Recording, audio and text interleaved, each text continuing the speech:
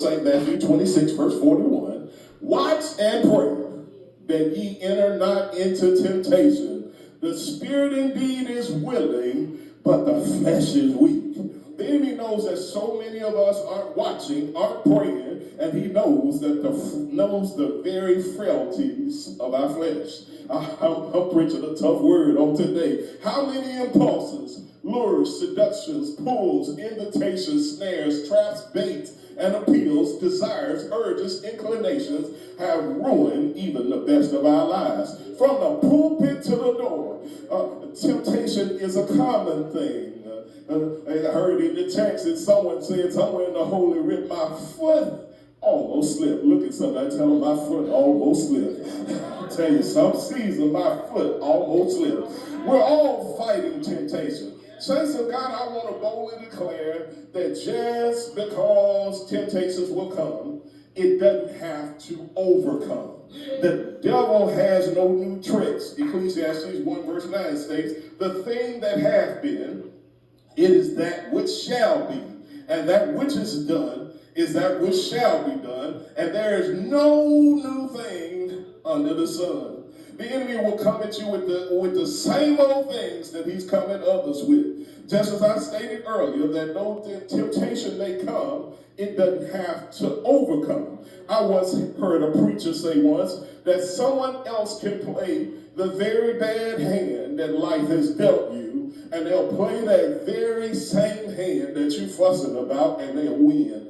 The very thing that most of us are complaining about could just be what others are praying for. Others can win with that same house that you got. Others can win with that same car that you've been complaining about. Others can win with that same man or that same woman that you got and the same circumstances that you complained about. Saints, we're all fighting temptation, but there's someone somewhere facing the same thing that's trying you, but they're killing the game.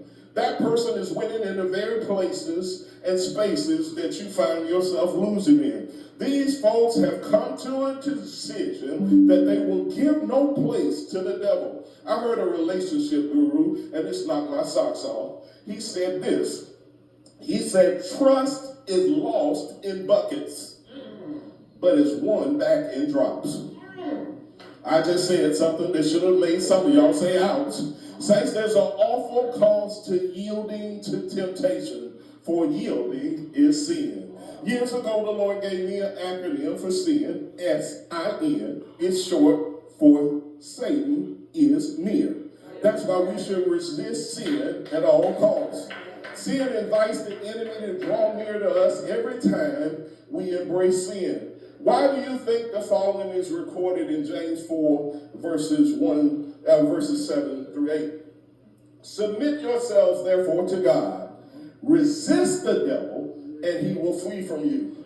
Draw nigh to God, and he will draw nigh to you. Cleanse your hands, ye sinners, and purify your hearts, ye double-minded. Saints, the enemy has so many of our flesh trapped in an ugly position. He knows what our flesh craves. He knows how to speak to our inclinations, our inhibitions, and our cravings. Don't yield to temptation, my brother and my sister. We have a faithful and a true God who will not suffer you to be tempted above that ye are able. Saints, he knows just how much we can bear.